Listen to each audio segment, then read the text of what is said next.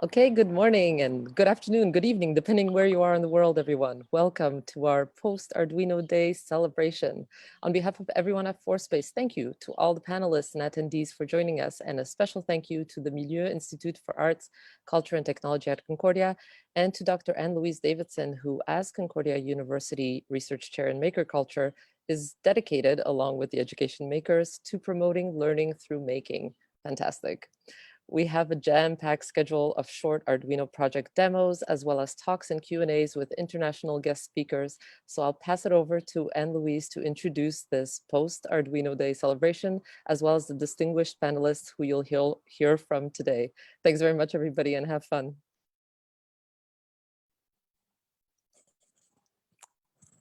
Hello, everybody. Welcome to Arduino Day post-celebration. We have an exciting lineup of events today. Very tight schedule for 90 minutes. We're going to start with David Cuartielles, directly from Sweden, who's the Arduino co-founder and who has a lot of interesting things to tell us. Also, directly from Costa Rica, Tomas de Camino, who's with us to share his enthusiasm.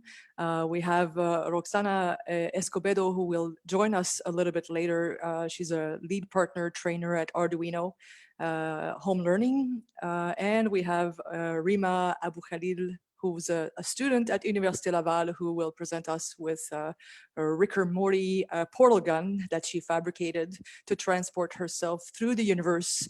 Natalie Deposal will be here to present Star and Nightlight exploration, embedded electronics. Huda Jawhar will talk to us about electro-knitting, which is her new passion. Parsa Hariri, directly from Iran, will talk to us about controlling cars, smart car, actually creating a smart car assistant with Arduino. Ben Duick, a Montreal inventor, the Montreal inventor of Robot in a Can, will be here to talk to us about how we can create confidence, actually build confidence and have more creative kids with robotics. And we have also the Ruby coders who will be here to talk about their passion for coding and how they have developed this online. There's a bunch of people that are already there waiting to show and demonstrate some of their projects. And we will finish with some Q&A from the audience. So you can probably see if you're participating Q&A pane. If you type your questions, I will select some. I can't promise that every question will be answered, but certainly we will be engaging with those at the end.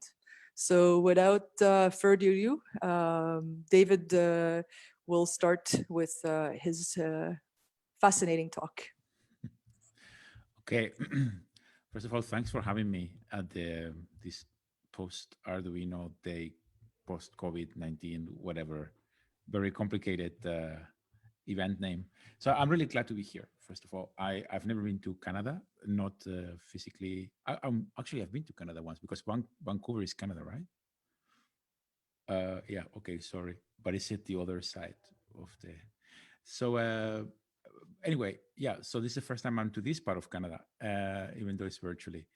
And so there is no big difference between Sweden and Canada, I guess, except for maybe the language, which is a lot more complicated there because people speak two, we only speak one, with many different accents.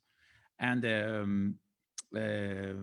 have to say, Canada is one of the first places where I made an Arduino workshop internationally at the STU. And it was an interesting experience. It's the time in my life when I decided I had to buy a proper coat, because coming from Spain,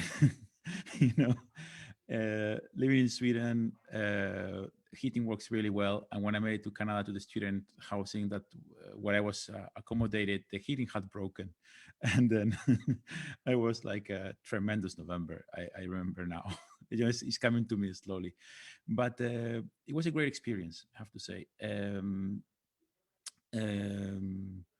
So since then, we Arduino as a project has evolved a lot.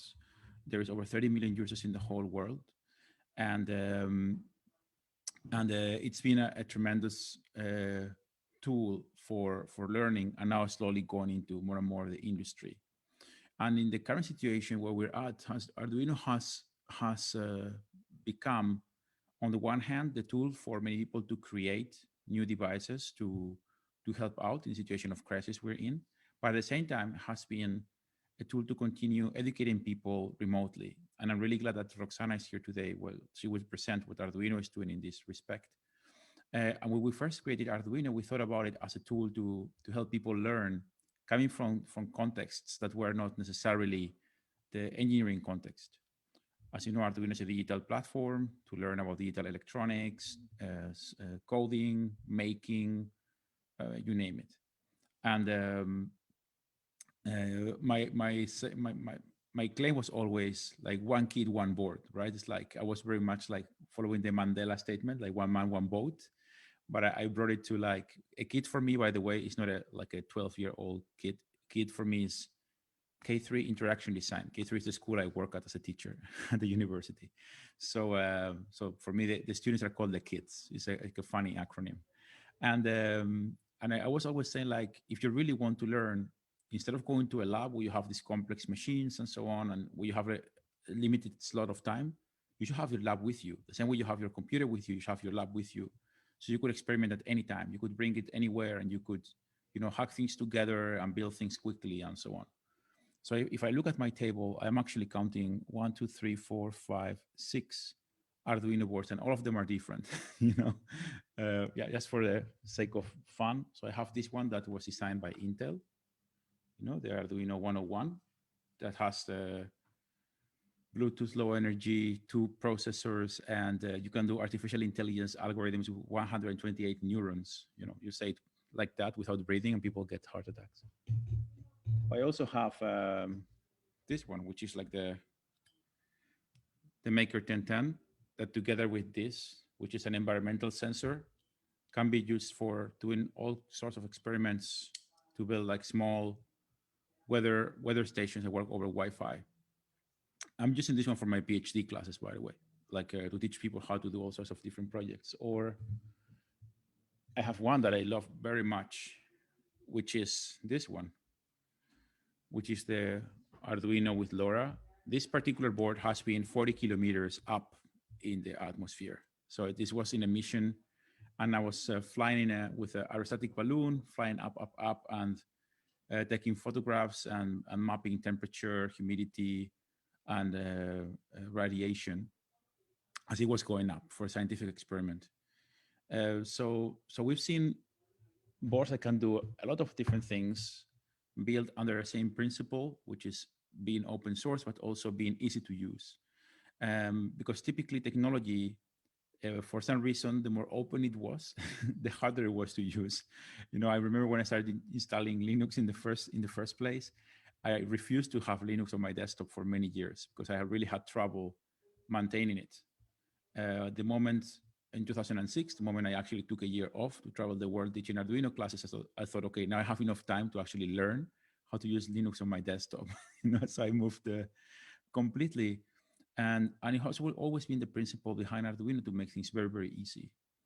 And so it depends, independently on whether you communicate on like a long distance radio or like Bluetooth low energy, or whether you use a camera or a very complex sensor, you can always craft the software in a way that will be very easy for people to build things with it. So that's always been our philosophy. And that's from day one, because Arduino was created in the first place for designers and artists to learn about technology. So I think I will leave it here because I could talk for 2 or 3 hours about Arduino without even warming up, because it was supposed to be a bit of a Q&A session, so we can try to have a bit of a conversation. For sure. Thank you, David. That was a great introduction. Obviously, I've watched your TEDx talks and your videos online, and I've listened to you and over talk about the potential and the surprises. Do you know by any chance offhand how many Arduino boards and clones there are out there at this point? Did you ever imagine that it would get this big? Well, when we started, that the story goes like this. It was the 28th of March. And Massimo and I had been working together for a couple of months, and at some point we were like discussing how can we make these boards, because I had been making my own boards with my students, and Massimo had been making his boards with his students, And so we met together and discussed like, how can we make something that can put together all these different design constraints, you know, my students, your students, typical use cases. What does it break? What doesn't it break? And so on. And so I said, well, we need really robust power supply. Batteries, that is not important. I'm talking 15 years ago, okay? Now battery is super important, but back then, who cared, you know? And then, yeah, it has to hold like falling on the floor and somebody stepping on it. It's a classic workshop scenario, you know, like you're like working at night, you deliver tomorrow morning and it falls down and it still needs to work, right? Those kind of like, so by putting all of these things, we made a list and said, okay, the board has to be like this, has to have a irregular shape, so you know what is left and what is right, so people don't make mistakes wiring things up, and it needs to have names of every pin on the board, so people know exactly what it is when they're looking at the board, not in a separate paper sheet or whatever, and so on. So that made it very easy to use, and that generated a lot of interest on it, and we made 300 boards that first time. You know, it was like 154 Massimo, 154 David, and I had 15 students in my class at Malmo University. So I thought, okay, with 150 words, I can work for 10 years. That was my, you know, very narrow-minded, you know, university teacher thinking like, yeah, you know, 10 years of boards. This was very March. By September, before the course started, I had 0 boards. You know, I was like, I've been giving boards left to right. Like, oh, you can do this. You can build this thing with this board. And right now, when I say we have 30 million users, I'm counting the amount of unique visitors to our website on a year basis. So we count that there is about 27 to 28 million boards. Most of them are what we call the hero boards, which is the Arduino Uno and the Arduino Mega.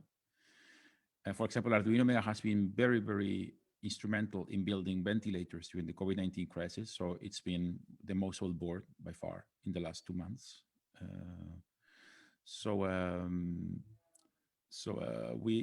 From those 27 million, we estimate probably half are clones or derivatives. So yeah, that's the level. So that's to answer your question is like, A, we didn't anticipate this at all. And B, we know that making it open source has allowed it to spread all over the world, because those places where we couldn't reach, because we manufacture in Italy, and that has a super high degree of accuracy and quality, but at the same time makes it a little bit expensive, for example, for Argentina, just to mention a use case. So those people could work with derivative boards, you know, just as an example. Right. It is a fact. I mean, even ordering them from Canada ends up being more expensive than we anticipate, but less expensive than buying branded products. So I know that there were a lot of questions from the students as well. I can for certain entertain the crowd for hours by asking you all the questions I have in mind, but we can exchange emails. Is there Natalie or Ivan, or is there somebody else? Ben, did you have a question for David?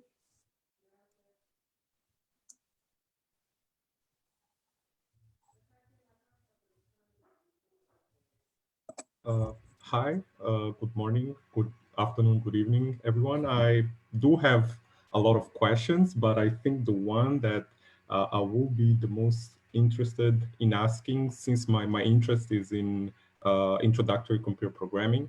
So I would like to ask you, what are the challenges that you normally see or that you normally anticipate when people are trying to learn how to program using the Arduino platform? Mm-hmm. Okay, so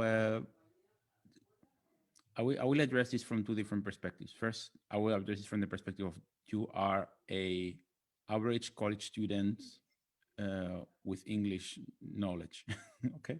And then I will go to the complete weird case, like you are not speaking English and you are not a college student and you don't have an incentive to do it by yourself, okay? So those are 2 entirely different scenarios. So if you are the average college student and you speak English and you understand what you read and in English, then learning the Arduino programming environment is very easy, because it just has some small limitations about the syntax. People are not typically used to work with syntax, you know, braces, semicolons, commas, parameters, function names, types, those kind of things. I typically introduce all of that in a week to people that never programmed before, and I do it in a mix of a narrative, playful way. So people at the end of the week, they remember most of it, and then they can start working. And they will always go back like, oh, can you remember I explained you arrays already? You know, I go, it's a classic me. Um, but if you know, those are like classic challenges. But let's say we're working with like a secondary school student.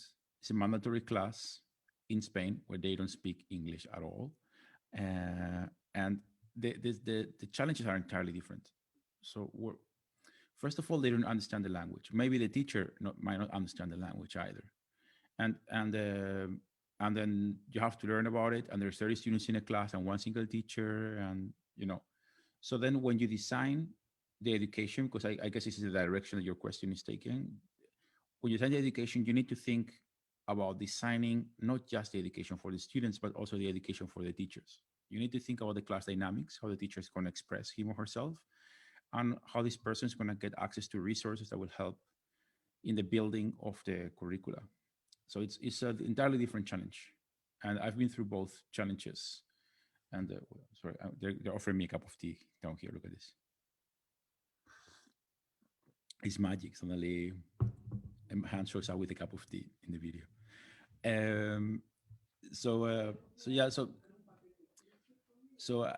Roxana again will talk a bit more about Arduino's efforts in education, but I have to say, Arduino for me has always been 150% education because it was created with that intention in the first place. And it has created a discourse around how you have to talk about complex aspects of behind technology. I mean, why do we program in a certain way? We program in a certain way because programming languages were invented by a certain type of people speaking a certain type of language in a certain historical time, you know, and they would have been entirely different if they were invented by somebody else. Here at home, we have this discussion about, my partner is Mexican, by the way, so that's why. So we have discussion about how would a computing language look like if Mayans had made it, you know? Mayan language has no conception of time as we have it. And, you know, programming is all about time. It's all about sequencing events. Something happens before something else.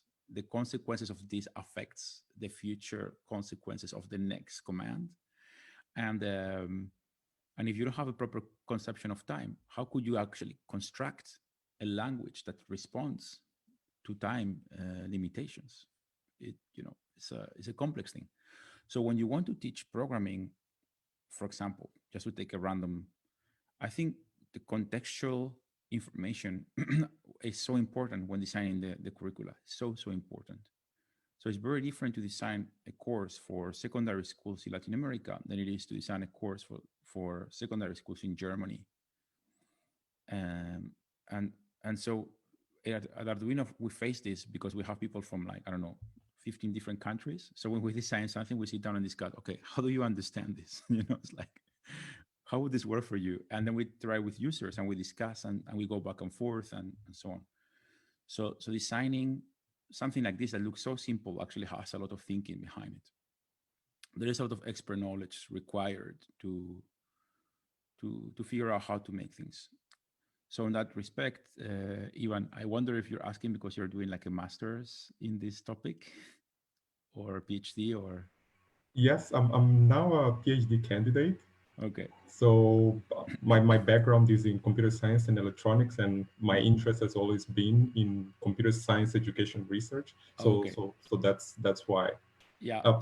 If I may ask just a follow-up question, because another concept that I face or that I find myself reflecting on is that normally when we view programming, we normally have this idea of just programming the virtual part. That is, you just type or you create commands and the computer executes them.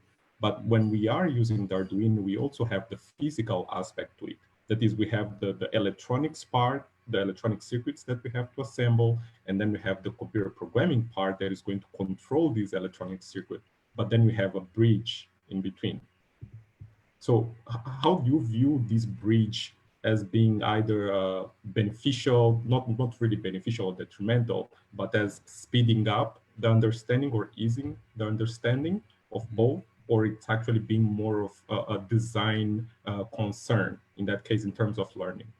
Thank you. Actually, okay, I will tell you. Okay, you know processing, right? The programming environment. So I typically have discussions about education with Casey Rees, one of the founders of the processing project. And so I'm going to give you an example, which I think is funny, because Casey Rees, he teaches computer science art, so to say, or creativity with software at UCLA, and I teach an equivalent at Malmo University in Sweden. So one day, we both together went into making lectures throughout the whole UC system. We took a car and made a road trip, and we're teaching at Irvine, Santa Barbara, and so on, like different campuses, and making lectures. And we had the opportunity of like talking to one another about how we do the education act, for a week. And I told him, like, when I want to start teaching about physical computing, I first use a couple of days to play around with processing for people to get familiar to syntax, because I don't want them to have this complexity of like syntax plus wiring at the same time. It's too many actions at once, and to me it feels a bit complicated for some students. And he told me, well, I do the exact opposite. I actually use an Arduino board, and I teach them how to use one single pixel, which is turn on and off a light, and then we jump into many pixels. So I guess if he still does it, right? We're talking about 2007 here, but I found it very interesting, exactly because of what you said. Like, this is a physical thing. It's much easier for us as physical beings to relate to physical objects. And suddenly you have this light bulb, like, okay, I have my light bulb here, and you can turn it on and off, right? And you see that there is a command that says on, and there's a command that says off, and then it goes on and off. Really fantastic. Suddenly now it was going on and off, like, look at this, it goes on. But unfortunately, no, I'm sorry, it's not one of those light bulbs. But and for him, for Casey, he said, like, yeah, it's much easier to build this connection. And I was thinking about it for more like a class dynamics perspective, right? I was not thinking about the experience. I was thinking about if I have 35 students in my master class and I have to teach them about syntax, if I have to teach them simultaneously about building a circuit and programming, it's far too much.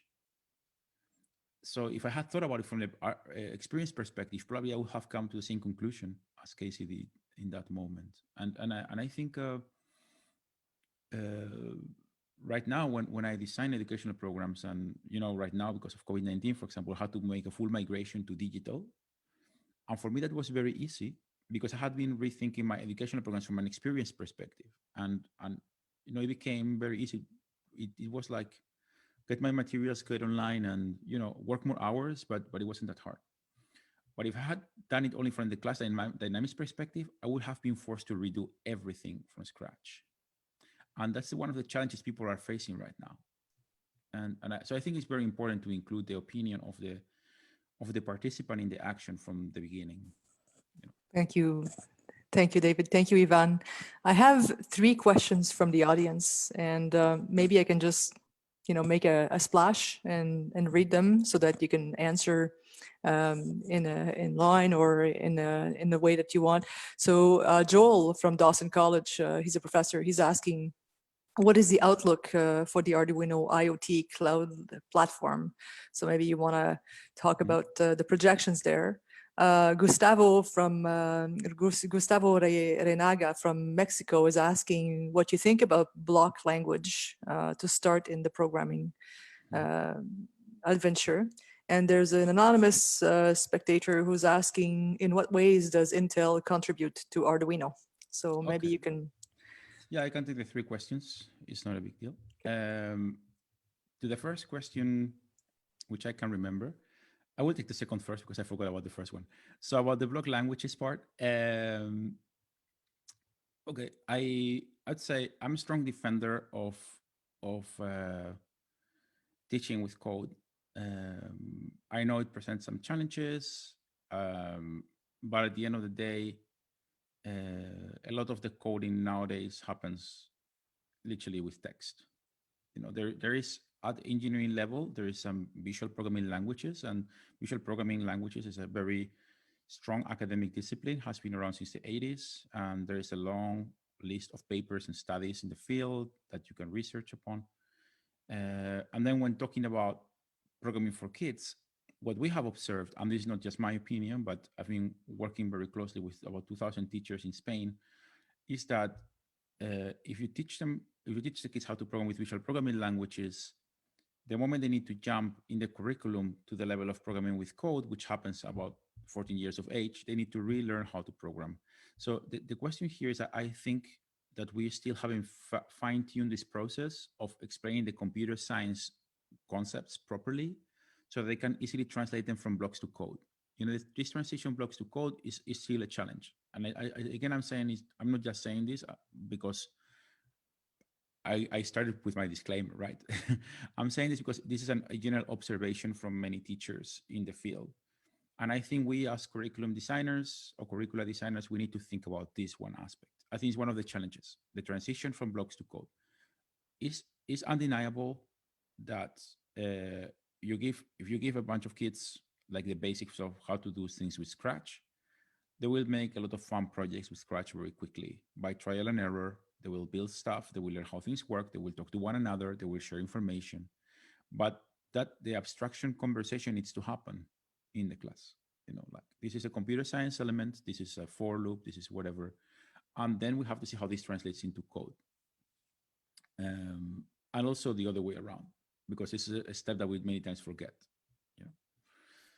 Correct. I know that Microsoft is making some good efforts in that respect, by the way, with visual programming to code and vice versa. Then, can you repeat the other questions? So the third question was about in what ways does Intel contribute to Arduino? Yeah, I will take that one first. So what happened is that when we were about to launch the first Maker Faire Rome, Intel came out with the proposal of collaborating, making a design. And it was more or less like they invited us to a meeting and they showed us the Intel Galileo, which is a board that has an x86 processor on board that was running Arduino code. So imagine you have an Arduino board with like several megabytes of memory. Back then was a completely new thing. It was like big, like a toaster, but it was great. And so we thought, okay, let's collaborate to see if we can do something else. And then after 2 years of iterating, we co-designed this board called the Arduino 101. And it was a great design where Intel was doing the board design. We were doing the interaction design of the board, and the software was partly done by Intel engineers, assisted by our firmware designers and so on. So it was a really great process. But Intel is a really large company, and they changed focus, and then they moved away from this line of work, unfortunately. But they help in the process of doing this board that allow people to see that Arduino can be much more than just a single 8-bit microcontroller, and also help in the process of building some of the cloud software that commands now Arduino compilation process in the cloud. And I think that links me to the last question, which is what happens with the Arduino IoT cloud. That was the first question. So Arduino is making a lot of effort in building this link to the cloud in an easy and secure way. So the first thing we did is that all of these new boards, like all of the maker boards, like this one, and all of the professional boards, and I have a professional board. Let me just stand for a second. So I was seeing I had this board on the other table, and I want to bring it up. So this is the Portent Award, which is this new board that we just released.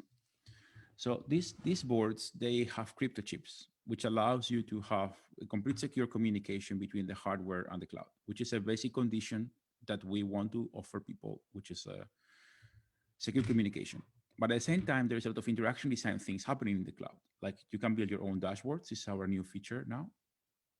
And when you build a dashboard, as you design the dashboard, it creates the code for you to put on the board. So it's a different way of doing visual programming, which also links to the second question in a way. but it has this cloud philosophy.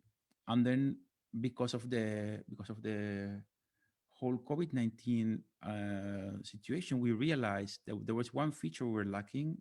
We're hoping to release, I don't know, in the following 4 months, because it's a major software development piece, which is that what happens when you have, I mean, if I am a developer and I have multiple boards, I have my dashboards, that's my thing. But if I'm teaching, let's say I'm teaching my students, and then I'm teaching them about IoT, and each one of them has this thing home.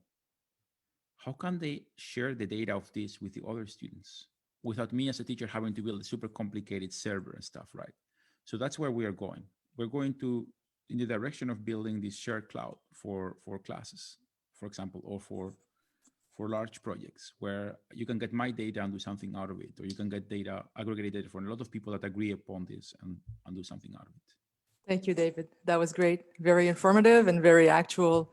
So our next presenter is Tomas de Camino, and he is here from Costa Rica. He's a good friend of mine, a mathematician, computer scientist, musician, maker, and professor at Lead University in Costa Rica.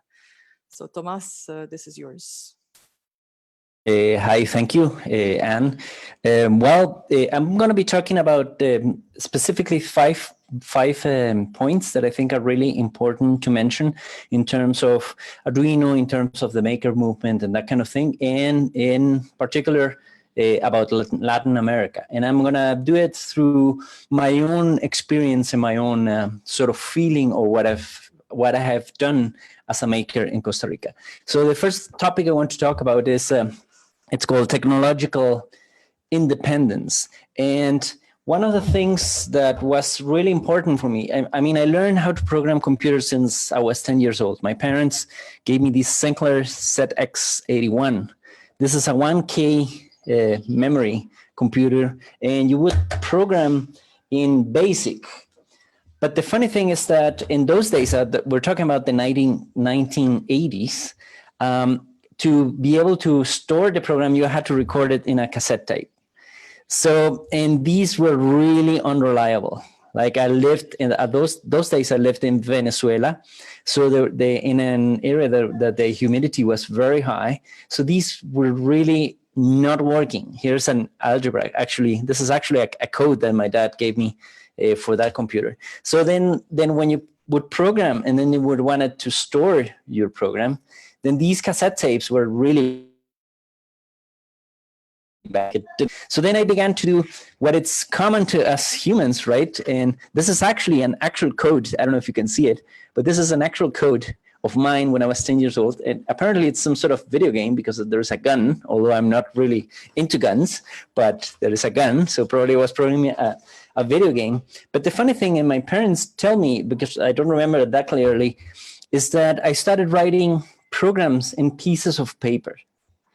So suddenly, now that I think about it, you come to the realization that you use technology and you make something out of it, but you don't really depend on it, because the power of that technology comes from writing programs in a way of thinking that allows you to write programs. So what it strikes me is that, well, I was really young and I got the feeling of basic programming, and I was just programming without the computer, just in pieces of paper, in my own compilation in my head. Why it was so easy? Well, it turns out, and I agree with David, like it depends what kind of a mindset you have. You'll probably design a different programming language. But in this case, the structure, the sequential structure, statements, the loops, all those concepts were really natural for somebody that was young and trying to learn computer. But now we move forward so many years, and a friend of mine gave me, I was teaching at a design school, and gave me one of these, right? He said, Tomas, I think you're really into computing, so probably you're gonna like this thing. I didn't know what it was, but then I looked at it and I knew right away what it was for. So points for Arduino, because the design is so good that if you're into computing already, you know what this is. So I went looking on the web right away, and I found tons of information, of code, tons of tutorials. And it was just the very beginning of this thing. I mean, it wasn't like many years have passed. No, it was actually the early stages of this thing. And there was lots and lots and lots of things or points where I could start doing stuff. And portability for me was the strongest point, because I could write a code or I could download a code from someone and it would work. Like, it wasn't something strange that, no, it would work. Then the codes were really short and it was really straightforward. And in this case, C is what is called a von Neumann language, meaning that the language itself is really close to the computer is actually doing. So then for me, it was really natural to program in that programming language, something like this, and to have access directly to information coming in, doing some process, and then going out. And then, well, that was really important in Latin America, because the software revolution did give us in Latin America some power to create technology. Remember, when people think of Latin America, nobody really thinks of technology builders. People think of like technology users probably, or underdeveloped countries, or dirty kids running all over the place. That's what people think when you look at Latin America. But then it's, in some sense, we didn't have the possibility to create technology. Software gave us some of that power. And you see, as a kid, 10-year-old kid, I was programming computer, although that computer in nowadays cost would be about $1,000. So I was privileged. No other kid would have a computer like that in Latin America. And then something like Arduino comes that it's really cheap. You do computing that it's not based on writing lots and lots and lots of code, but actually very, very short codes that do something very exciting right away. And then the plus that you're doing the computer, but then you have a physical connection, meaning that this is an interface from the physical world to the world of a computer, and then from the world of computer back to the physical world. So that allowed us, Latin Americans, then not only to work on software, but to think of the possibility of actually doing technology, creating technology based on these really, really simple computers. So that's why when you make more powerful boards and things like that, I don't really care about those things, because at the end of the day, the power of the value of these tools are the algorithms you write in and what kind of stuff these machines can do. And that's where we have to go to as Latin American, because now we have a chance of using these things to create. That brings me to the second subject, which is, hopefully you can see it. We tend to think, when we started with this, we were pushed as Latin American to say it has to be user-centered, because everything was based on entrepreneurship. And no, it's not the case. It has to be necessity-centered. It has to be experience-centered, because this allows me to express myself. And in that regard, for example, I always wanted to do electronic music, but I wasn't satisfied with just getting a synth or some sort of beatbox and then just using it. I wanted to create new types of noise, new types of sound. And then using Arduinos allowed me to, in some 3D printing, allowed me to create my own sort of synth machines or noise machines. And sorry, David, this is actually a Chinese a Chinese version of, because it's way cheaper. This is $5 and this other one is 24. But I tell you, I do prototype with these, and then once I go into production, and then I get the Chinese ones. And well, but this allows me to create new stuff. Like this is my own creation, and it comes from the necessity of expressing something, the necessity of experiencing some type of, in this case, music, through my own ideas, through my own intention. And I created a whole collection of these boxes that I'm not going to get in detail. But this one even has a genetic algorithm inside, and it has a tiny microphone so that it listens what it does, and it tries to minimize the entropy of what it's hearing. And then in that way, it creates some sort of other noise that it's kind of an eclectic box that does whatever it wants. Well, but then it allows us to create what I called imperfect design or imperfect aesthetics.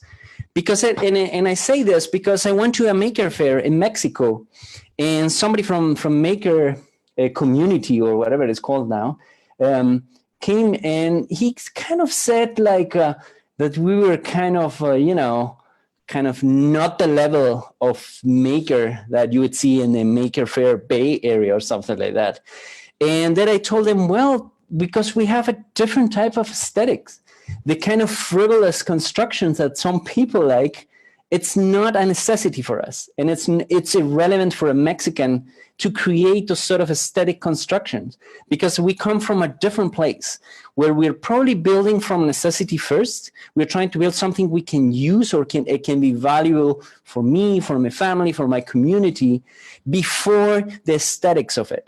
The aesthetics have some importance, but then may not be the starting point for Latin America.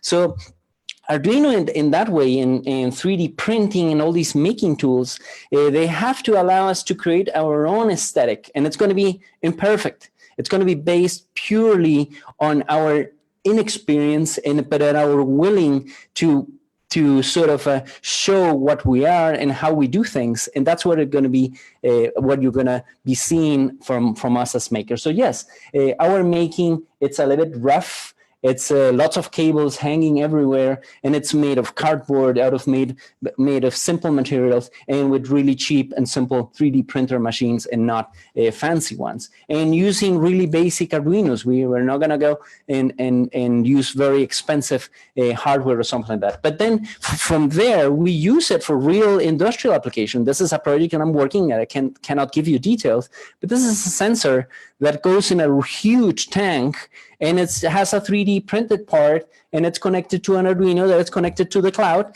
and it's in real time sending information in some variables about that piece of machinery. And it's an industrial application. And then it doesn't matter if it's in that case, with the intention of use or the necessity or the application is way more important on if it's branded or if it's how it looks, or if in any means think it's an industrial sort of device. And for example, something like this, that has a less glamorous application. This is a toilet flush, electronic toilet flush button that you press here, and then it flushes a toilet, and it actually uses only 400 cc's of water.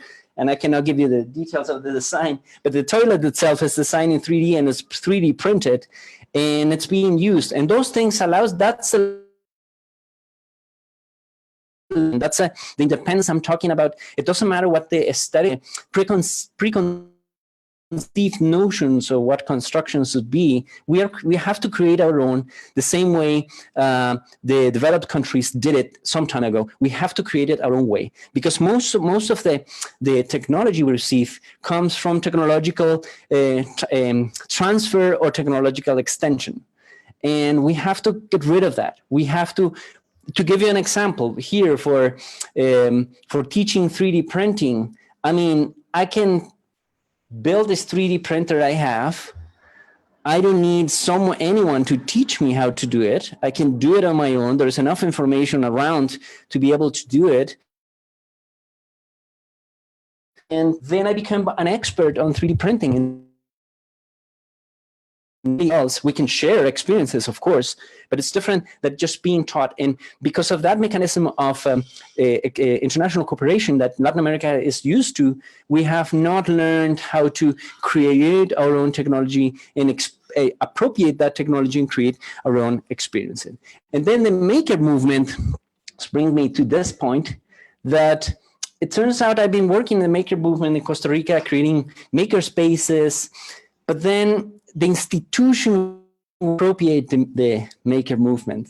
So then suddenly you can't, like, makers are not just people or citizens that want to build or create their own solutions.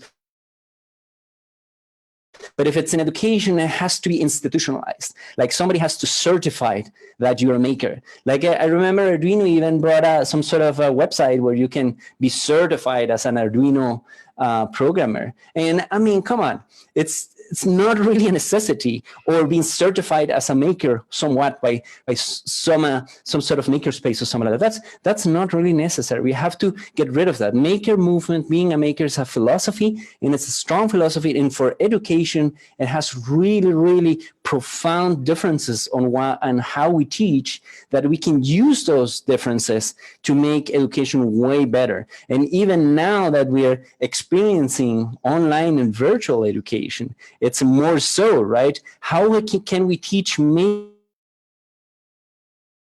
without the physical presence, and how we can teach people to create stuff just out of just as a philosophy? Because the important thing of making, it's not actually the tools you have, but it's the way you can think in your head on how to assemble or integrate different components, different objects, and create some new stuff. And the last point, which is really hard for me, it's decolonization.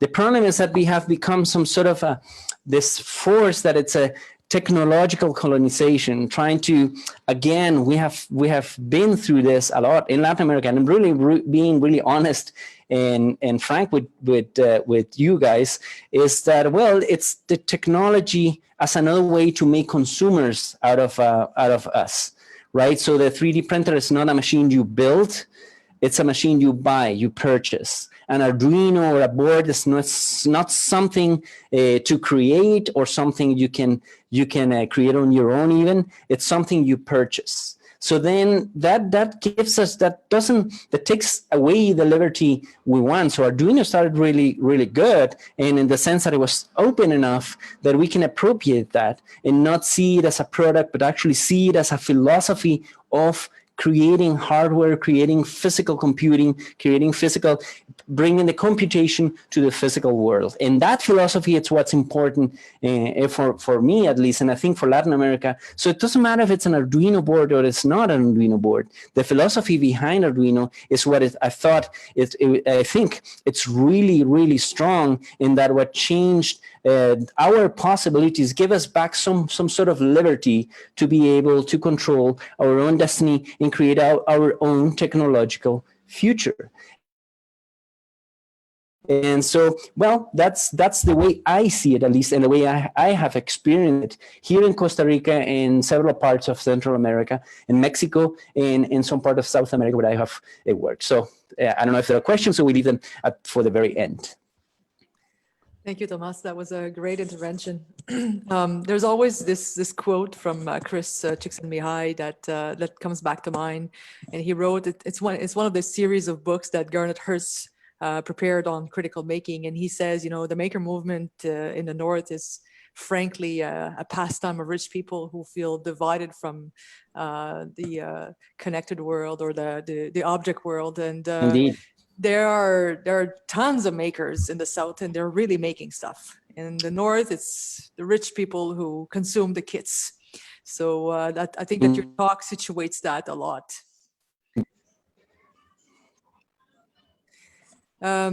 So I think we can continue with the presentation. So we have presentations and quick demos that are 5 minutes each. We're on a very tight schedule. There were a lot of interested people with a lot of interesting projects. And what I can do is I can address the question and answers at the end that are all mixed with regards to all the presentations. And we can turn on the microphone of the spectators who are logged in here, but not on Facebook. So if you have questions, you can forward them this way. So we can start with Roxana Escobedo, who is a lead partner trainer at the Arduino Education. Roxana, the floor is yours. Hello, can you hear me? Yes. Perfect. Hello, everyone. I'm Roxana. Thank you for having me. And I work as at Arduino. Sorry, let me share my screen with you. Can you see my screen? Can you see? Yes. Thank you. So, present. So, hello, everyone. Thank you for inviting us. So I'm going to talk about the new initiative we have at Arduino Education to keep supporting parents, students, and teachers to keep learning from home. So we even built a site, and I will give you the URL at the end. So to keep supporting with this COVID-19, we built a lot of different initiatives. So this is the latest one that I'm going to present, which is the Arduino Student Kit. So this kit is about learning electronics and programming step by step in a really hands-on way. And then the idea is that the children and the students know all the possibilities they have while learning Arduino, what else they can do. So they can apply it, all the learning they can in different contexts. They don't need any prior coding on electronics experience. Everything will be step by step. And we recommend this for students 11 and up. So, and this is a kit for one student, as you can see on the slide. That's the kit. That is what the kit includes: a multimeter, the Uno board, which is the most common board and the one that we use at Arduino Education, most of our products, and also a small box with all the electronics, sensors, and actuators most common to start building interesting stuff. We also have on our educational kits an online platform with all the content. So in this case, we have 9 lessons, 90 minutes, and 2 open-ended projects, meaning that the student, he or she can choose how the system works. So based on every lesson, they will learn some knowledge and skills. And at the end, they will be able to determine with that knowledge how the system it will work. This kit also has a printable logbook in PDF. So after they do their experiments, they are asked to write down some of the reflections, notes. So it's not building things, it's also reflect upon what they did. And of course, it comes with support. We have a great support team that helps students and teachers all along the way. So I want you to show a demo so you can check the kind of projects students can do with this kit. So let me change my camera so you can check my demo.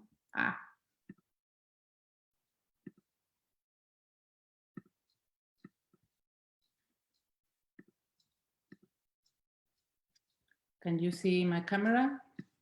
Yes. So this is I think you have to stop sharing, Roxana. There we go.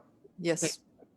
So this is a experiment called light wave radar. So it uses a servo. And the idea is that the students will build this kind of servo, and the phototransistor, they will investigate electromagnetic waves. So I need to share my screen again because I also want to share with you how students can check this. So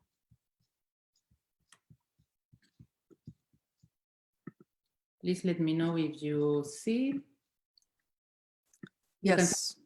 Perfect. So the idea is that this radar will map the light, measuring the light, what I have here in my room. And as you can see, there are different graphs there.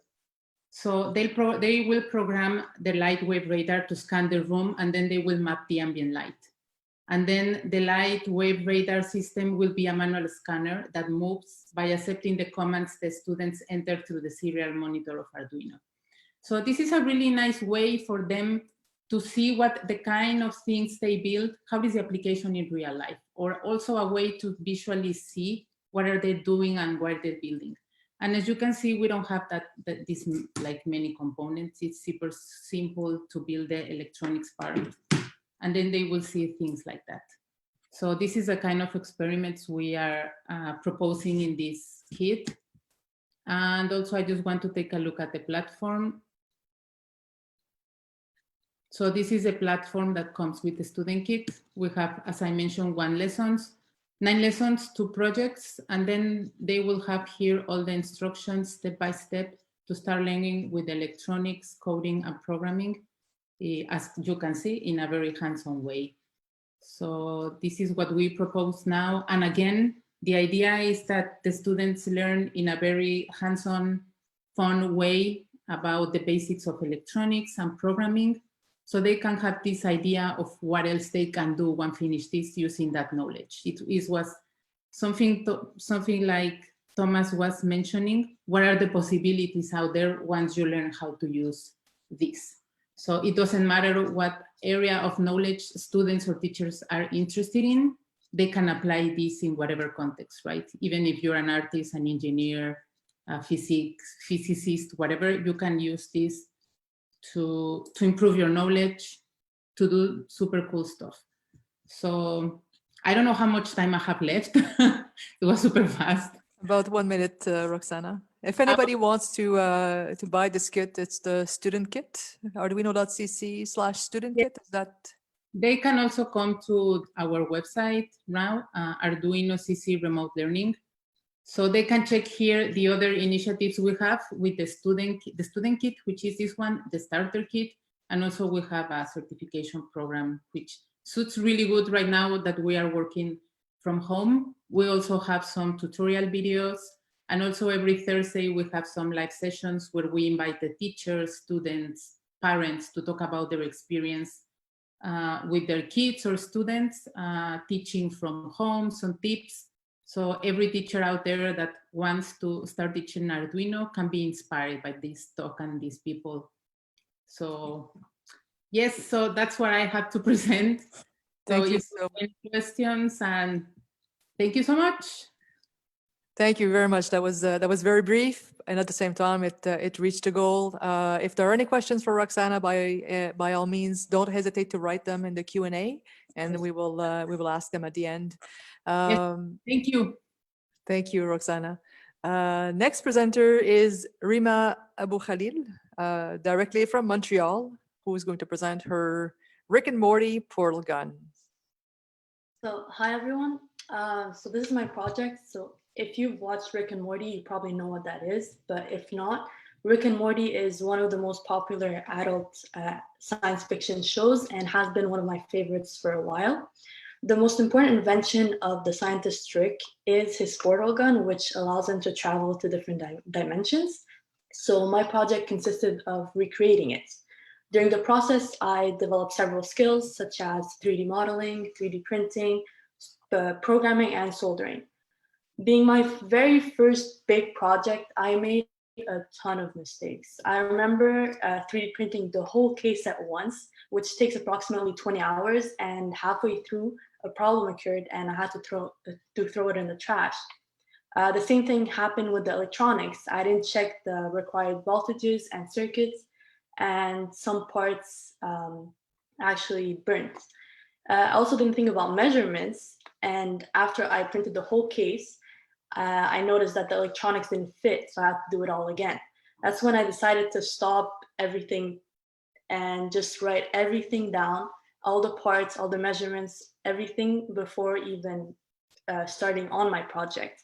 So Anne-Louise, Huda, and I actually built our own 3D printer, which allowed me to get an insight on the mechanics. And I took a code off of GitHub, and I made some adjustments with the help of my brother, who is a machine learning solutions architect. And I learned how to solder on broken Arduinos and broken electronics with the educational makers. So now I'm going to show you how this works. The Arduino and all the parts are connected to a portable charger, and I can recharge it whenever I want. So to turn it on, I just press on the battery, the charger, and it turns on. So those are all LEDs that I used. And on the screen, it displays the different dimensions, and I can switch whenever I want. And on the show, whenever he presses on the button, it just takes him to that dimension, but unfortunately I'm not there yet. So whenever I press on it, that's when everything turns off and it just says my name. That's a personal touch. But yeah, even though there's still a lot of imperfections, like the control knob is not really secured, at least now I know how to fix them. So yeah, that's pretty much it. All right, thank you very much, Rima. That was great, a great turnaround. A year, I remember it took you about a year to do this protocol. And then in 5 minutes, you can explain what the whole process was, but congratulations for presenting this. Thank you so much. The next presenter is Natalie Deposal, who's a PhD student in education at Concordia University in Montreal. And she's my supervisee. So go for it, Natalie. Thanks, Anne-Louise. Welcome to everybody who is watching this. Thank you for being with us. I'm going to talk today about a little project that I did just to demonstrate how we can incorporate textiles and we can create things that may be more suitable for younger users. I'm an elementary school teacher. I've taught at elementary level and I've taught at high school level. And something that I really noticed was that a lot of the projects, they're really interesting, but they're often based on robotics and they're often based on competition, which a lot of girls and some boys don't really engage with. They're just really not so much interested in the competition. And a lot of them want to actually do something that's more aesthetically based. So I started my PhD interested in incorporating technology into the classroom and making it more engaging for a greater range of interests from the students. And because of the COVID-19 situation and being stuck at home, I also thought of maybe something that would be more simple that parents can do with kids, which is when I came up with a modified project. It was a project that I saw online, but I modified it slightly for my needs with a little banner that lights up. So it's a little space banner. It has a light sensor in it and it actually lights up. Now, I'm not using the conventional Arduino boards that are a little bit large and bulky and not quite all that useful for sewing. So it actually uses an Arduino LilyPad, which is a smaller board. And its profile is much flatter. There is some volume there, but it's much flatter than the conventional board, as you can see. It also has little pads that are intended for sewing. So you can sew this onto your work using conductive thread, which I have an example here. It's actually conductive thread, so it does conduct the electricity from your various components to the board and from the battery to the board. And it's intended for sewing. So these are really interesting. I put all of the felt little planets and things on here with Velcro so that they could be removed so that I could show you. Here is the battery. This is the Arduino. The light sensor is under the moon, right there. These are LEDs. These were slightly too small for me to use Velcro, so I just glued those on. So those are on permanently. And then here is an RGB LED. So this one can actually illuminate in various different colors. So I'm just going to share my screen because this little flag turns on when it's dark. Obviously in my room right now, it's a little too light. So I'm going to share my screen so that you can just see photographs.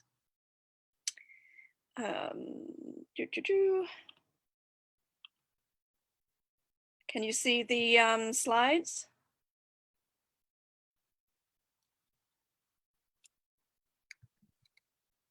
Is the slide visible? Not yet. Not yet? Okay.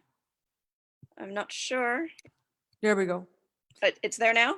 It's Rima's slide, however. Rima's slide. And it won't let me go to the next one. I had it on my slide. Whoops. There. It's very sensitive. Okay, there we go. You can see it now? Yes. Yay. So you can see that when the lights are out, the little LEDs light up. There's 3 stars in the little ship. And then when the light is shining on the moon, or the light is quite bright in the room in general, then the lights turn off. And this is a fun little activity that you know, parents can do by themselves. Let's say just a parent wants to do it for their child, or you know, for a parent to do with a child. And if I can stop sharing, what I'll show you is the back of this. Here you can see all the stitching. Now, of course, as a parent, you can cover that up if you want, but I like to leave it exposed because then it shows how it's working essentially. So this is just a little fun project. It's the type of thing that I like to do with kids, and I think it's just a really neat way to show that Arduino can be applied in so many different ways, and it's not just necessarily robotics and things that people who are more aesthetically oriented would be interested in. Thank you. Thank you, Natalie. Maybe I can just add one little comment, which is many people say, Arduino lily pads and sewing and embedded electronics are great for girls. We are surprised every single time we host an event where there's sewing fabric or jewelry. It's boys who show up. So there's no more divide between girls and boys. It's whatever people want to do, and that's the new conjecture at this point. Exactly. So which is thank great. you. Thank you so much, Natalie. Thank The you. next presenter is Huda Jauhar, who's a MA student in educational technology and the current employee of the Incubator District 3. She will show us her electro knitting project. The floor is yours, Huda. For the introduction. I'll just share my screen.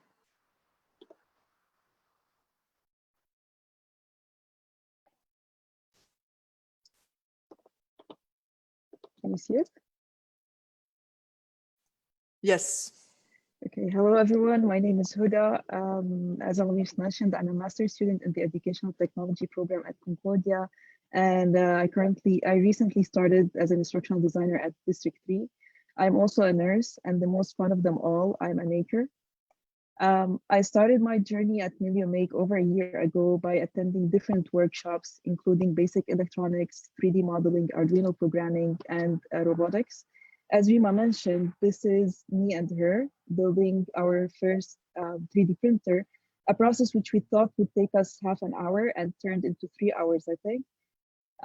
Through these workshops, we acquired basic maker skills, which were the building blocks that led to the project Fabric of Milieux Make. So the project of Milieux Make was inspired by the work of Joyce Wieland, merging her exploration of various materials in her artwork and her attempt to reclaim needlework as an art that requires high levels of skills and inventiveness. This opposes the traditional devalued perception of quilting being women's domestic work or craft work.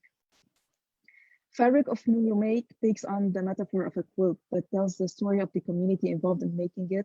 It combines various materials, including knitted yarn, 3D printed fabric, embedded electronics and sensors.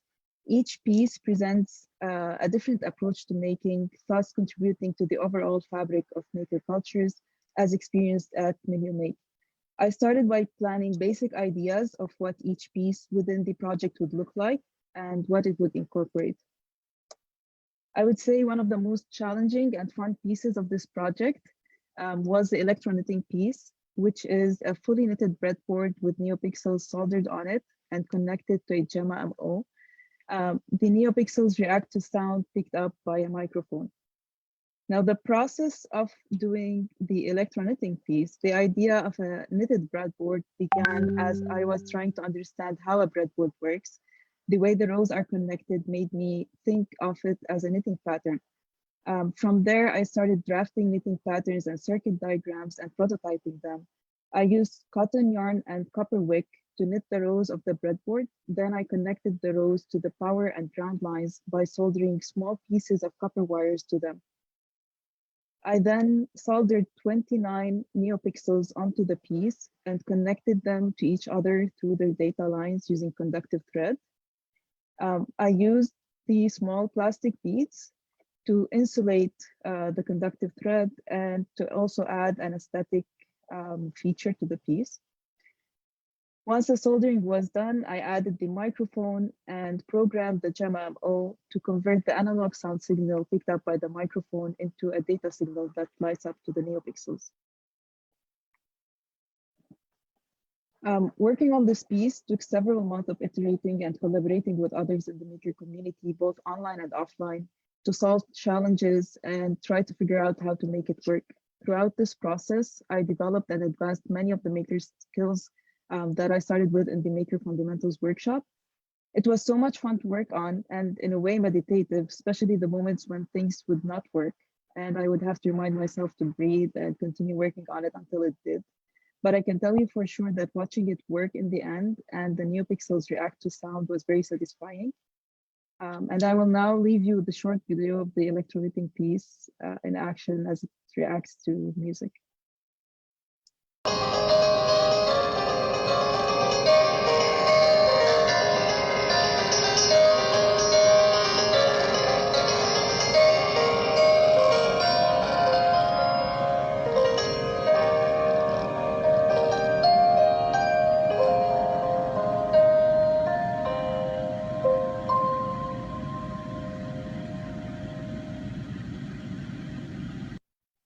Thank you.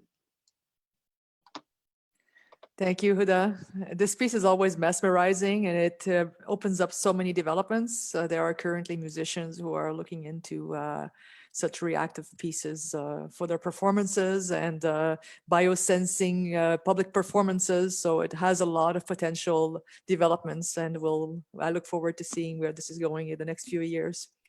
So our next presenter is Parsa, who's a student in computer engineering at Khayyam University in Tehran. So Parsa, the floor is yours. Hey everyone, my name is Parsa. I'm a 12 years old tech fan. Let me share my screen with you.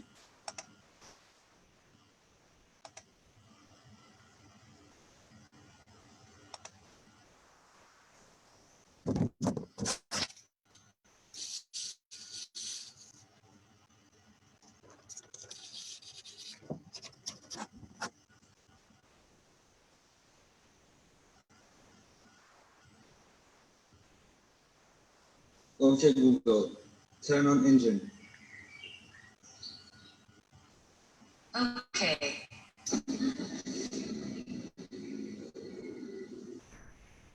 Okay, Google, lock the car. Okay. Okay, Google, unlock the car.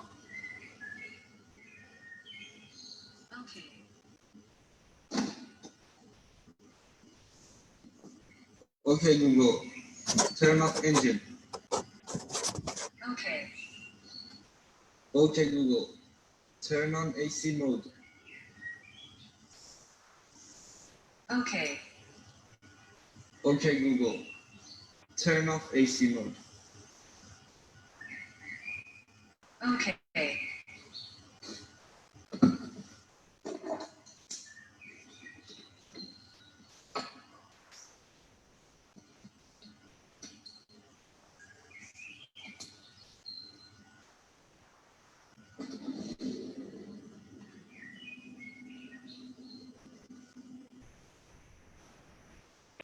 So at the beginning of this journey, I used to see videos of Arduino tech on YouTube. It got my attention. I went after it and I bought one. Then I started learning coding on Arduino Uno as a hobby. After a while, I learned more and more about Arduino and its abilities. Then realized it is more than a hobby. It is something that can really make changes to many things, like this project. I live in a country that has a limitation in importing cars, and we don't have much access to high-tech cars. So I used Arduino's board potential to give these outdated cars a boost, such as this old Peugeot 206 that I used in this video. To make this happen, this technology links with Google Assistant, which is the beginning of this project. And soon many more features will be added to my project. I look forward to sharing the complete version of this project in next Arduino event. Thanks for having me. Thank you, Parsa. I have a question rapidly. You connected the Arduino to which module of the car? It is connected directly to a switch, the car key. The car key, And okay. after, it acts like a car key. Okay, perfect. That clarifies it. So you installed this on a Peugeot, which year? What model?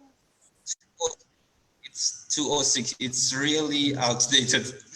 Wonderful, wonderful, brilliant work. Thank you so much.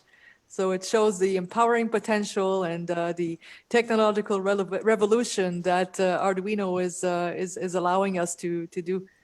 So thank you so much for this enlightening presentation. Thanks for Arduino community to let us show this video. For sure.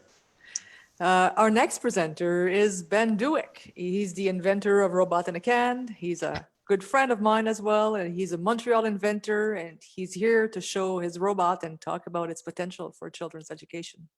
Thanks so much, Anne-Louise. I'm happy to be here. So yeah, my project is the Robot in a Can. And I'll try to keep it brief, but it's a project that I started a few years ago, and it's been many years that I've been super interested in electronics and programming, and it started when I was a kid.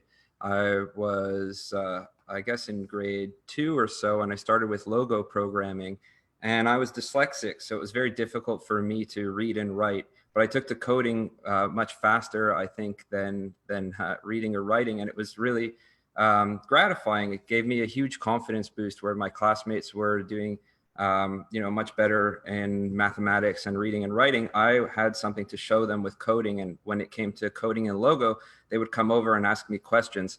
You know, how do I do this, Ben? How do I do that? And it was really, really amazing. And I didn't really have a mentor for coding. It was mostly a coding teacher that I had in school, and she actually happened to be linked to the creators of Microworlds, which is a project that came directly from Seymour Papert's logo foundation, and that was Brian Silverstein who made Microworlds logo. And so we got this like really amazing logo mentorship at school, and I felt super lucky. Anyway, fast forward a bunch of years, I'm in university. A lot of people are asking me, Ben, how do you make stuff? How do you do all that stuff? And I'm sure it's a question a lot of makers get. And the answer is really unclear. You know, a lot of people do a lot of research to try to figure that out. And so I don't know the answer to that one, but I do know that it helped a lot to have some awesome mentors, and that mentors in this subject are really hard to find. And so that's what got me started. I made my first board, which looked something like this, and it was really expensive to produce and took me a lot of time to get involved in class. And of course, I used Arduino as well. This was designed for the Raspberry Pi. It was a bit different, but the Arduino platform totally also revolutionized things for me, because I was trying to get my hands on Lego Mindstorms as a kid, and I wanted things like rotation sensors and stuff like that. And Lego Mindstorms had a lot of power, but it was very expensive, so it took me years before my parents would let me get it.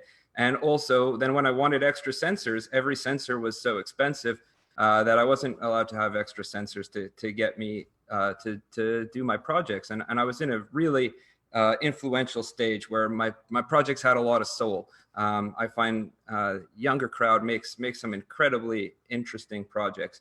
So it was unfortunate that I wasn't able to get my hands on those parts. And when I was in university, I realized those parts cost a couple of cents. So really unfortunate that they're not available. Anyway, I'm going to show you a quick video about what we do. Oh, so I'm going to start on my slide. Yeah, okay. So yeah, so we've been making these kits, and I've gone through a bunch of different iterations. This is one that we try to use a lot of recycled components, things that you can find easily. This one waters a plant. The other one is a robot made of milk cartons. And of course, we've gone through a bunch of iterations. So from that bigger board I showed you at the beginning, whoops, I dropped one board. We went to a bunch of different iterations. This is another one. And if we've taught a bunch of kids in a couple of different countries even. We just came back from the Czech Republic. We've done some projects in Mexico as well. There's like a clap lamp. So you can add different sensors and stuff to the kit. And the kit's actually based over Wi-Fi. So you use drag and drop blocks to control hardware. But you can also use other things to control it too. You can of course program it in the Arduino IDE. If you're familiar, it's like an ESP8266 based kit. And that's the microcontroller that lives on it. But this kind of rise in microcontrollers has really made things amazing for education now. And so you can see we go into some community centers and we try to run very short and quick workshops. So our kit is designed to give these pretty powerful experiences in like 45 minutes or so, which will hopefully inspire people to kind of continue to learn because it kind of just takes one awesome experience, I think, to get involved. And the robot draws pictures and stuff too. And yeah, so I'll show you just quickly. I'm gonna move to over here. I've got my drag and drop interface, but also if I go to the box view, you can see I've also got like a logo interface. So I can say like forward robot 100. And when I press enter, there we go, the robot moves. That's the latest version of the kit, by the way. That's the 1.7, and that's what comes in the can. And the idea too is that it's very easy to kind of set up and clean up. I'll make the robot go backwards too. So here I'll execute the backward robot. thing, but you can also do that in drag and drop blocks if you want. And I find drag and drop blocks are really cool because we've even done some stuff in artificial intelligence and in COVID as well. We've been trying to run some online classes. I'm not sure if there's one happening right now, but we're developing this kind of platform where we can do video call and also have Snap there where we do our drag and drop block programming. And we can actually even control each other's robots and send each other code, which is really fun for collaboration. So if you see that, that's, whoa. Cool. So yeah, so that's a little bit about the project. And yeah, it's important that the projects be super accessible, easy to use, and use materials that you can easily find at home to make kind of soulful, creative, and silly projects. They don't always have to have a purpose, but that's how you develop the foundation to go on to other things. So yeah, that's my project. Thank you. Thank you so much, Ben. If anybody wants to buy this kit, they can go to robotinacan.com and order one. Absolutely, and it's still, you know, we're developing it constantly, so it's still sort of a beta, but we do have some kits available, and we're about to have a bunch more of the new kit. You saw the whiteboard there on the robot; those are coming out soon. Yeah. So assembled partly in China and partly in your garage in Montreal. That's correct? Not even, yeah, in my living room, right in your here. Living room. And with the help of some other members of my team, of course. And we're running some cool summer camps this summer too. So if you're interested in getting involved or doing some cool activities this summer, check it out. Thank you so much, Ben. So the Ruby coders are already doing their live thing. The Ruby coders are called the Ruby coders because they are being spearheaded by Ivan Ruby. And I will leave the floor to them. We'll see how many people are involved. A very exciting group.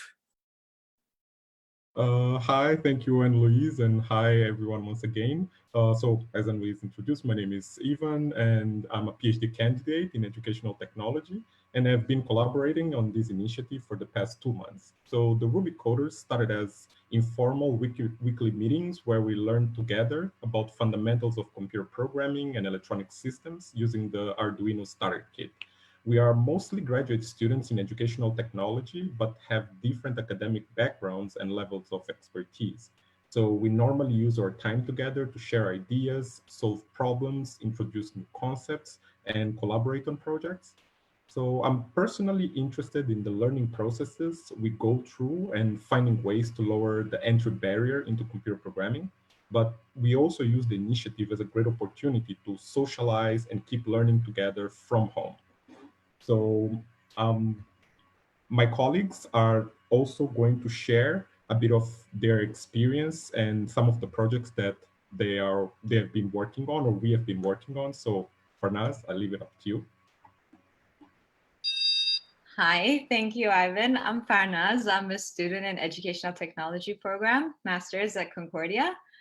I've been working from home and sitting in front of a computer for hours has been difficult. So I decided to come up with an Arduino project to remind me to drink water, stretch, have a snack, or some motivational quote. So here's my project. I'm going to show it to you. Sorry for the wiring. So there's a buzzer that goes on every 15 minutes. It's a self-care hour project. So it reminds me to drink water or have a snack and stuff like that. That's it. Thank you. Hey, hi everyone. My name is Kat. I'm also in the same program, Educational Technology, Masters at Concordia. I knew very little about coding and the Arduino in itself beforehand, but after getting the kit, going through the self-directed learning book and working with Ivan and everybody here in a collaborative way, I really got to learn a lot about it. And when I got the idea to do my own project, like all of us did, I thought of, I'm an English teacher, what could you do with kids in a class or at home? So I made it into a mini kind of karaoke machine, and I'm going to show you now as it goes. It goes with the lyrics as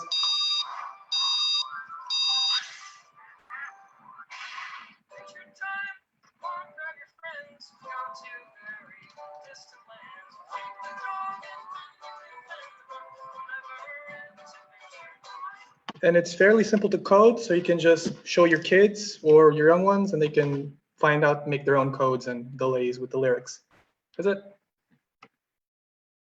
Thanks, Kat. My name's Annie, so I'm part of the same group, and you know, we started to collectively brainstorm concepts, and we landed on like health and well-being, since we're always hooked up on technology lately. And we worked on a few projects on the existing project book, but then when you start changing up the code, I thought that was like a really good way for me to start learning the basic and really understanding code a little bit better. And so my project is just a friendly reminder, inspired by a mood calendar, of making sure that you keep your good vibes during the day. So just using a tilt sensor, and it should change to different vibes. So that's pretty much it. And they're personalized, right? So that's what makes it a lot more fun. So thank you, guys. Yes, thanks, Annie. My name is Sandrine. I'm a PhD student in anthropology at Laval University in Quebec City. So I will continue in French for a few words. Afin de passer de la théorie à la pratique, j'ai acheté un kit Arduino débutant le 11 mai dernier. J'ai posté la photo de mes nouveaux achats sur Twitter et Anne-Louise Davidson m'a proposé de rejoindre le Maker Jam de cette belle gang de Education Makers. Donc, seulement 2 jours après mon achat, j'intégrais en ligne un groupe d'étudiants et ensemble, on apprenait à coder, à faire des projets sur Arduino. Ça a vraiment été une expérience incroyable de pouvoir intégrer si facilement une communauté, de pouvoir faire les premiers pas de code, d'apprentissage de l'Arduino dans un environnement qui était vraiment bienveillant, où l'entraide, l'inspiration et la résolution collective de problèmes favorisaient la confiance et le développement des apprentissages. And a few days only after the beginning of my experience with Arduino, I was able to realize this spaceship interface, which is project number 2 of the Arduino book project for beginners as I am. So thank you. Thank you, Sandrine. So hello, everyone. My name is Arezu. I'm a master's student in educational technology at Concordia. And so I learned about Arduino for the first time through our weekly online maker jams. And just little by little, I had a better idea of all the fun projects that we can build using Arduino Starter Kit. Personally, I've only completed few projects from the book, and I've extremely enjoyed it. I would like to also thank Ivan, who has walked us through the basics of coding and step-by-step troubleshooting. It was a lot of learning, and I can say that there is too much joy when the connections and coding work as intended. Thank you.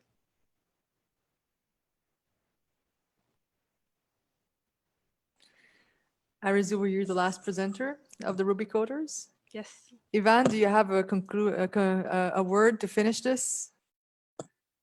No, you're good? All right. Yeah, you do? Okay, go for it. No, I was just saying we're good, we're good. Thank you. I mean, they didn't need to mention it, but it has been a really fun and exciting experience. I think many of the things that we have been doing connect a lot with what David was mentioning earlier and what Tomas was mentioning as well, which is the conceptual part of programming as well. And that's basically what we have been working a lot on, that is programming not just here, but here as well, and trying to visualize things programmatically as well.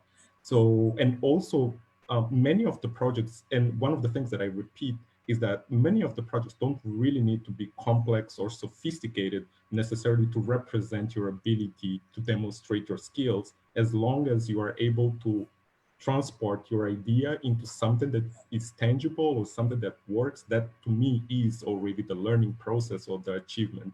And that's something that we definitely work on having projects that are of personal meaning. Thank you.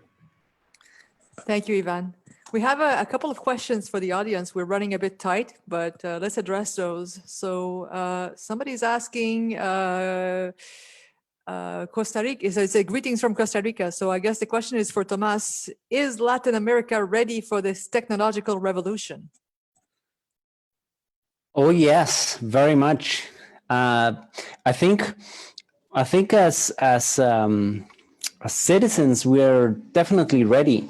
What I think it's not ready, it's actually the institutions, like organizations, either public and private. Like it's really hard, for example, for the Ministry of Education, they have to have products that are already in the market and things like that. So it's really hard for new products of education, even things that makers have done, like a can in a robot in a can, for example. It wouldn't be able to go through the public system, although it's really valuable, but it doesn't fill in all the requirements to be used. So that creates a problem because nothing can be tested. For example, a robot in a can has to be the product for education and not like just different types of products. It doesn't have to be one. If something we have learned, it's not one robot, it's a multitude of robots that we need for education. And so I would say citizens, yes, definitely. In the levels of education in Costa Rica, for example, are really high, but also in Latin America, I think young people are already in the mindset and have seen the world through the internet, and they know what they can do. And now they have the tools. Now let's try to break those institutions to allow this type of innovation to go through. Thank you, Tomas. That was a great answer. There's a question from Joel Trudeau, and I think that Natalie might want to answer this. Joel says, great presentation so far regarding the distinction of making as an empowering philosophy versus through a more structured top-down institutional approach. Would you say that the development of something like intrinsic motivation to learn is at least as important as the acquisition of knowledge and skills? So if anybody from the crowd doesn't know what intrinsic motivation is, it's like when you're motivated yourself, you don't have to have someone tell you to do something. Here I'm thinking of the need for lifelong learning as an outcome for education. So maybe Natalie, you want to address that because you're an expert of motivation. Yeah, definitely. As a former teacher of mathematics, I know how, no matter how good my teaching methods are in terms of conveying the ideas, if the kids aren't motivated or if they're afraid of the subject, they won't engage with it. And one of Papert's major criticisms of constructivism developed by Piaget was that it undervalued the importance of people's emotions towards what they're learning and their motivation to learn. And so it's definitely very, very important. And that's one of the key foci of maker education, is that what the students are learning needs to be relevant to them. It needs to be relevant to their context, relevant to their lives, and they need to choose the problem that they want to solve. They need to be engaged by choosing the problem, by choosing the process that they're going through, the learning process, the solution strategies that they're using, because we know from research very, very clearly that motivation is a big, big factor, and they need to be intrinsically motivated. And when they're not, they often land up disengaging with the material or even dropping out of school. So it's very, very important, yes. Thank you, Natalie. That was a great answer. There's another question from Jem Shankyu, who is asking the Ruby coders, what is the self-guided book that you're referring to? So there's a book that is printed that comes in with the introduction kit. There's also a PDF version of this, but we'll give you Ivan's contact and he can send you information on this. And the next question from Jen is, who can join your group? I'll be starting an MFA in September at Concordia. So Ruby coders, are you continuing jamming? Is there opening for new members? We are definitely continuing. One of the things that we definitely have to discuss is how to expand the initiative, because so far we are trying a lot of different things, and it's something that developed organically in a way. So in order for us to actually keep it going and to be able to scale, we actually have to take a lot of things into account. So for the future, definitely. What I have and what I prepared is a Google form so that whoever is interested can definitely reach out to us and we'll get back to you. So I'm just sharing my screen here, and you should be able to see the link to the Google form. It's just a short link. So it's bit.ly/ruby/ I think hyphen coders. So if you just follow the link, you should be able to get in touch with us and we'll get back to you. Thank you. All right, so maybe one final question from Enya from Mozambique. How long would I take to learn and build a simple Arduino project? Anybody? I can take that one. Okay. Okay, what is simple? So mainly, I would say one of my recommendations for people that ask me like, oh, where should I start? I would typically tell people, okay, where do you want to start? So what is that you want to make? That's my first question, because that helps me as an educator to figure out the path. Like if you want to make a robot, then you definitely need to know the basics about logic and the basics about motors. And then you can make a very simple robot and, you know, move on from there. So, as I said, if your intention is building something, is very easy. Then I get that really is about the motivation. If you just want to learn about the technology, then is when this book plays a big role, because it really tries to invite you to find your own ways into this idea of getting your own motivation. So it has like 15 simple projects that you can try out and so on. So, but then again, if you just want to do anything, just go to Google and write Arduino, I don't know, drinks blender, and you will get 150 different possibilities. You know, it's like, and then it's about being inspired, and really it's about adjusting to the tools you have at your disposal.